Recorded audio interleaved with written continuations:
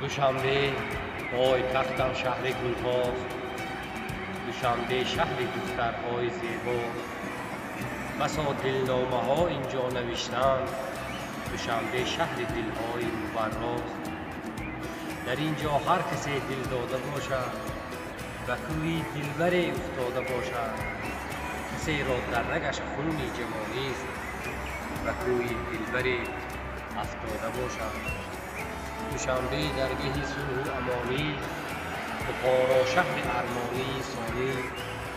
فهین عنوان این شهر محبت، جوانی و جوانی و جوانی.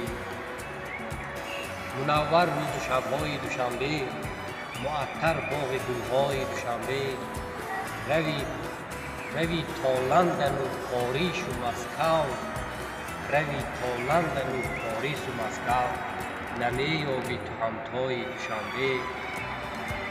منور روز و شب‌های دوشنبه، معطر باغ گل‌های دوشنبه. روی تا مسکو و پاریس و لندن، نمی‌یابی تو همتای دوشنبه. تاجیکستان تاجیکستان، هر کجای رفتم از آغوش تو. دامنم را من تکیدم ره به ره در هر قدم. پای خود را ره به ره افشانده رفتم بر زمینت، از زمینی کم زمینت گردی خاک کم نکردم.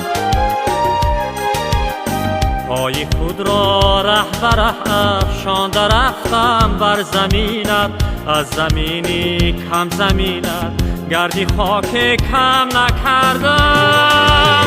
تاجیکستان تاجیکستان، میکنم شکری